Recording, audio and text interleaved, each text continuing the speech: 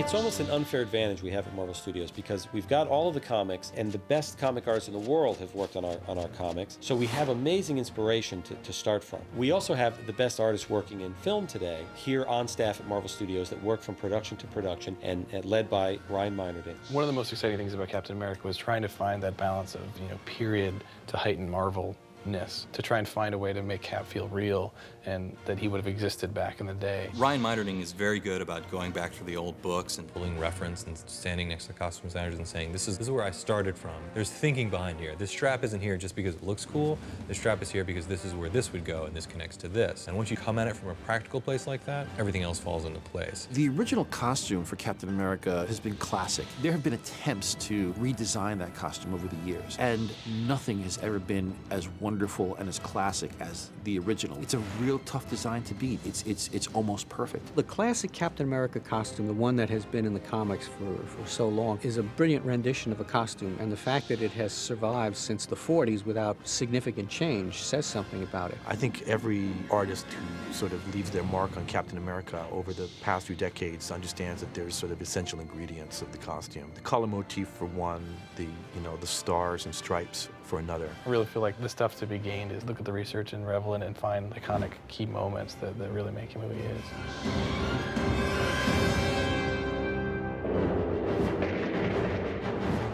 One of the biggest problems that we'll have as concept artists is that we're working in sort of a vacuum of how do we make this guy look as great as possible? And that doesn't necessarily take into consideration the real actor's body type. It becomes a difficult challenge, and I think that a lot of the stuff that we try to do is just make a really amazing looking costume. Initially, when Captain America becomes Captain America, he's not released to go off and fight right away. He's used kind of as a propaganda tool. He's in this very silly Captain America costume, it's tights. When you sit down and really step back and look at the Cap costume in the comic books, it's not a real practical costume to try to do. Like, the two things that people always allude to are these bell-bottom pirate boots, which were there for years, and the wings that are on the cowl, and they don't work. One of the things that suit was particularly interesting for the Marvel guys was to try and actually get a full-on version of Captain America on screen. The treatment of incorporating the original comic costume into the entertainment USO of it all into the movie, it's a respectful nod to what was designed in the comic books, but also put it in a very realistic place. And then the evolution of what that costume becomes in the movie and how it works in a practical application for someone who's fighting in an action-adventure, it works really well. They did a great transformation, but it evolves kind of through the movie. When we get to the final suit, you do have the stripes, you do have the red, white, and blue, but there are, subtle modulations to try and make it feel real, and that USO suit is basically an unadulterated version of Captain America's. You can't have him really step out of the pages of the comic book onto the screen. You have to interpret the visual palette that you've got from the comic book, put it on the screen.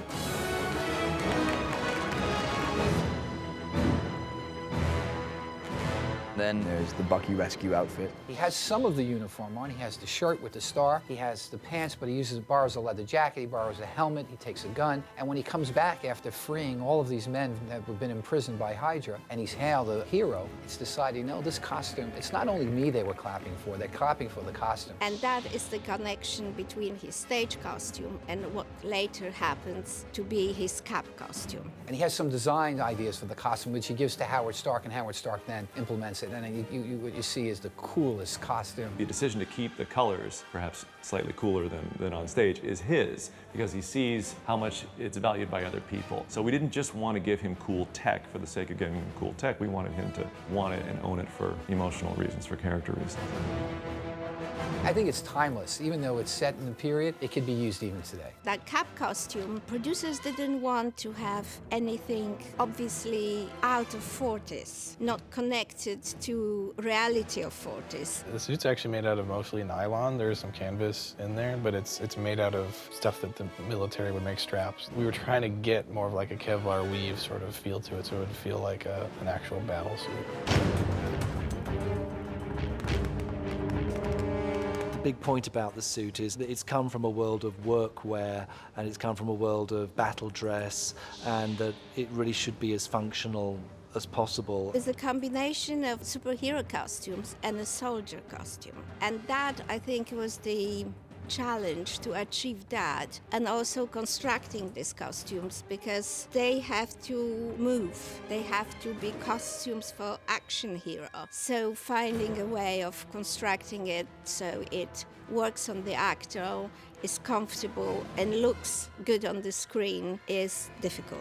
We're doing illustrations, usually trying to figure out the look of the character up front, and a lot of the functionality stuff comes, when they actually do prototyping and figure out, what does Captain America actually have to do on screen. Chris has been very aware of what he needs to get out of the suit, and the minute he was in anything that was like a finished suit, literally jumped around and moved as much as he could, and naturally quite rightly concerned about the range of his movement. That went through a lot of different stages. Obviously, there's a lot of people involved in making the suit who worked very hard on it, and I would just kind of come in every couple weeks and try a new outfit on, and they would poke and prod and measure and cut, and I'd kind of stay out of it, and then finally they got it where they wanted it. This is the best version? Absolutely. First time putting it on, you just think, this is kind of cool. Captain America, this is fantastic. The helmet design actually, when we first saw it on him, actually worked better than I had expected that it would. And he's got such a great jawline that it worked out great. His helmet is based on the flying helmet, so you can see the leather around his face. The straps are really like paratroopers' helmet stripes. We started with a sculpt based obviously on Chris's head, and then that sculpt was taken and it was flipped digitally on a computer to cause perfect symmetry, because in fact he's got quite an open eye area, which Chris likes, and I think everyone's liked in the development because it allows for a lot of expression. It's like designing eyewear or anything else. In some ways, the helmet is best created bespoke on the human face, which is far from symmetrical, but you would end up with such an open eye area, it would look very asymmetric. So we flipped it on the computer. It's a urethane casting. The color of the helmet's actually built into the urethane. There's some finishes and processes. We're just trying to sort of fine-tune each helmet to Chris, because I can assure you there's straps and there's donuts of foam and stuff on the inside of that, keeping it in place. It's an emblem for the whole way that the suit's been developed in that sort of low-tech, high-tech way.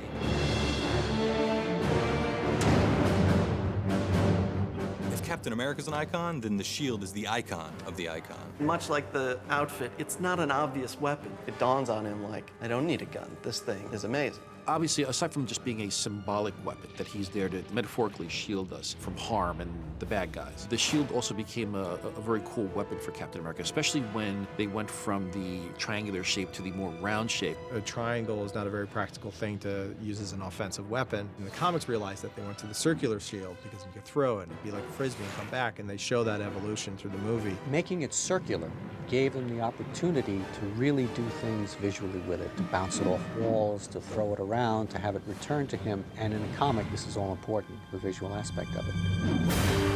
600 issues into the Cap comics, he still is able to do things with the shield you've never seen before. And it is always the challenge of our movies to bring that two-dimensional image to life in a three-dimensional film. One of the things I tried to bring to the design was some sense of realism. We wanted to try and bring some depth and give the camera something to play with reflections and really cool battle damage.